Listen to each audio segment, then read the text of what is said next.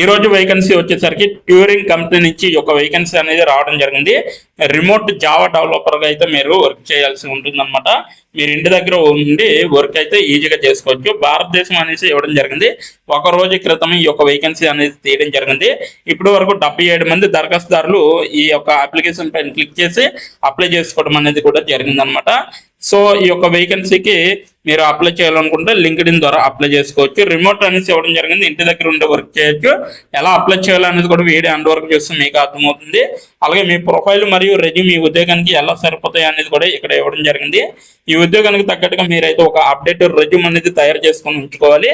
నేను ఈ ఉద్యోగానికి తగిన వాడినా లేదా అనేది చెక్ చేసుకోవాలి. అలాగే ఈ ఉద్యోగం కోసం నన్ను నేను ఎలా ఉత్తమంగా తీర్చిదిద్దుకోగలను అనేది కూడా ఆలోచించి మీరైతే డైరెక్ట్ గా అప్లై చేసుకోవచ్చు. అలాగే శశాంక్ సన్నిధి గారు ఈ యొక్క వేకెన్సీ అనేది తీయడం జరిగిందన్నమాట. సో మీరు కూడా డైరెక్ట్ గా అప్లై చేయడానికి ట్రై చేయండి. ఉద్యోగం గురించి చూసుకుంటే అద్భుతమైన అవకాశం. అమెరికాకు చెందిన ప్రముఖ కంపెనీ జావా డెవలపర్లు అయితే కావాలన్నమాట. అమెరికాకు చెందిన ఒక అగ్రశ్రేణి సంస్థ తమ బృందంలో చేరడానికి నైపుణ్యం కలిగిన జావా డెవలపర్ల కోసం చూస్తుంది.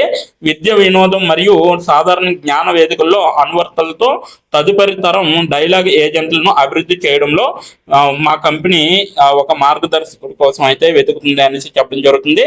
డైనమిక్ వాతావరణంలో అత్యాధునిక ప్రాజెక్టులను నేర్చుకోవాలనుకునే ఎదుగాలనుకునే మరియు వాటిపై పనిచేయాలనుకునే నిపుణులకు ఇది ఒక గొప్ప అవకాశం అనేది కూడా చెప్పడం జరుగుతుంది అనమాట. పాత్ర మరియు బాధ్యతలు చూసుకుంటే శుభ్రంగా చక్కగా నిర్వహించబడిన మరియు పునర్వినియోగించిన జావా కోడ్ను అభివృద్ధి చేసే విధంగా ఉండాలి. అధిక నాణ్యత ప్రమాణాలను నిర్వహించడానికి కోడ్ సమీక్షల్లో పాల్గొనే విధంగా ఉండాలి. అలాగే కొత్త ఫ్యూచర్ల రూపకల్పన, అభివృద్ధి మరియు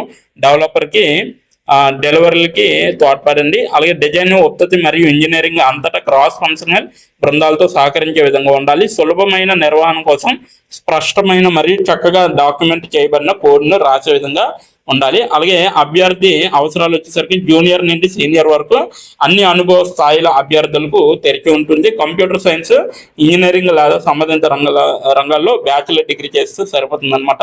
మాస్టర్ చేసినా పర్వాలేదు. సో అలాగే స్కేలబుల్ మరియు మాడ్యులర్ వెబ్ అప్లికేషన్లు నిర్మించడంలో అనుభవం అనమాట. కోడ్ రీడబిలిటీ, అలాగే భద్రత, స్థిరత్వం మరియు పరీక్ష పద్ధతులపై బలమైన దృష్టి అనేది లాగిస్తారు. అలాగే జావా సింటెక్స్, సమావేశాలు మరియు ఉత్తమ పద్ధతులపై మంచి అవగాహన అనేది లభిస్తుంది. ఆంగ్లంలో అద్భుతమైన కమ్యూనికేషన్ నైపుణ్యాలు, మాట్లాడే, రాసిన రెండు కావాలన్నమాట. సో ఈ అవకాశం ఎందుకు ప్రత్యేకమైనదంటే ప్రపంచవ్యాప్తంగా గుర్తింపు పొందిన నిపుణులతో కలిసి పనిచేయండి మరియు మీ ప్రొఫెషనల్ నెట్వర్క్ విస్తరించండి అనేసి చెప్పడం జరుగుతుంది. సాంప్రదాయ కార్యాలయ పరిమితులు లేకుండా రిమోట్ పని యొక్క సౌలభ్యాన్ని ఆస్వాదించండి. యూఎస్డీలో చెల్లించే పోటీ జీతాలను పొందండి అనేసి చెప్పడం జరుగుతుంది. టెక్నాలజీ భవిష్యత్తును రూపొందించే వినూత్న ప్రాజెక్టులను పాల్గొనండి అనేసి చెప్పడం జరుగుతుంది. ఎంపిక ప్రక్రియ వచ్చేసరికి షార్ట్ లిస్ట్ చేయబడిన డెవలపర్లను మాత్రమే అంచనా వేసి పూర్తి చేయమని అడగవచ్చు. అలాగే మీరు అసెస్మెంట్లో ఉత్తీర్ణులు అయితే అంచనా వేసిన ప్రారంభ తేదీలు, వ్యవధులు మరియు ముగింపు తేదీలతో కాంట్రాక్ట్ అసైన్మెంట్ల కోసం మిమ్మల్ని సంప్రదిస్తారనమాట. కొన్ని కాంట్రాక్ట్ అసైన్మెంట్లకు వారానికి సగటున 20, 30, 40 గంటల చొప్పున నిర్ణీత వారపు పని గంటలు అయితే అవసరం పడుతుంది అనమాట. సో ఇది నోటిఫికేషన్ యొక్క పూర్తి వివరాలు. ఇప్పుడు ఈ యొక్క నోటిఫికేషన్ మీరు అప్లై చేయాలనుకుంటే నేను కింద నా డిస్క్రిప్షన్ బాక్స్ లో ఈ యొక్క నోటిఫికేషన్ లింక్ అనేది ప్రొవైడ్ చేయడం జరిగింది. అక్కడికి వెళ్ళి మీరు డైరెక్ట్ అప్లై చేసుకోవచ్చు. సో ఇప్పుడు ఎలా అప్లై చేయాలో మనం క్లియర్ గా తెలుసుకుందాం. ఎక్కడ స్కిప్ చేయకుండా ఎండ్ వరకు చూడండి. ఇప్పుడు ఎలా అప్లై చేయాలో మనం తెలుసుకున్నాం. డిస్క్రిప్షన్ బాక్స్లో ఇచ్చిన లింక్ మీరు ఓపెన్ చేయగానే మీకు ఈ విధంగా నోటిఫికేషన్ అనేది ఓపెన్ అవుతుంది. ఇక్కడ మీరు ఈజీ అప్లై పైన క్లిక్ చేస్తే మనకి నెక్స్ట్ పేజీ అనేది ఓపెన్ అవుతుంది.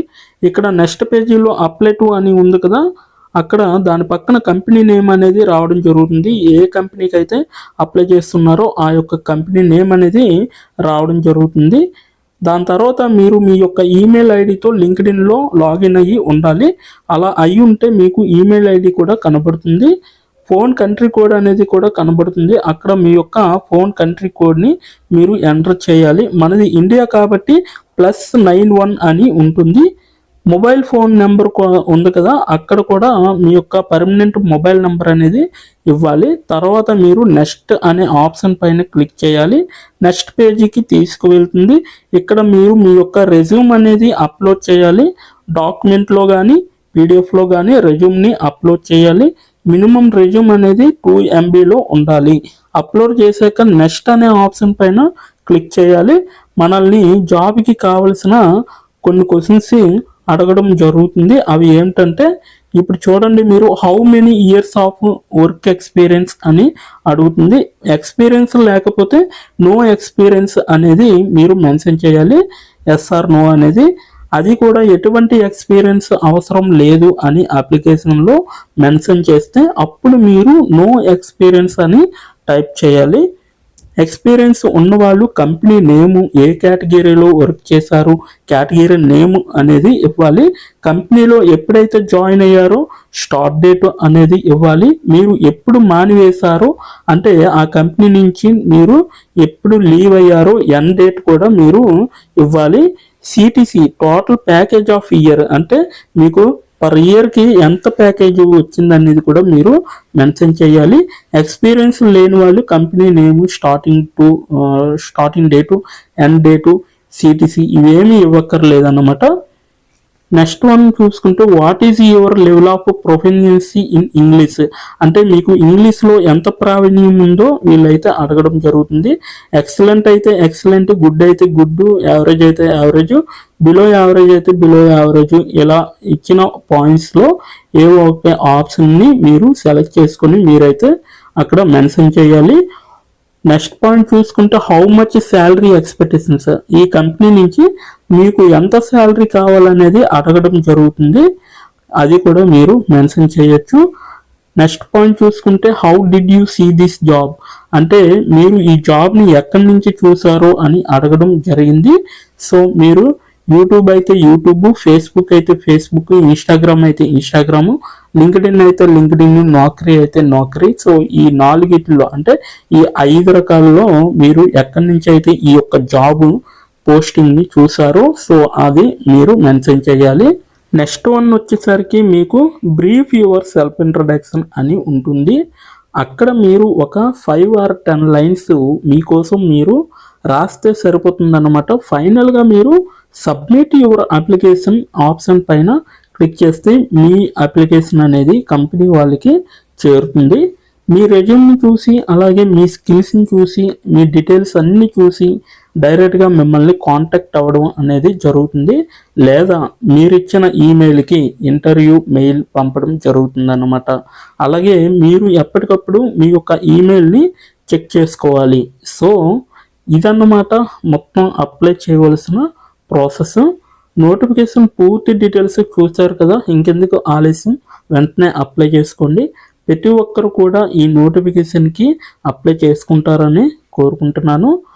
ఇప్పటి వరకు ఈ వీడియోని చూసిన ప్రతి ఒక్కరికి చాలా థ్యాంక్స్ ఫర్ వాచింగ్.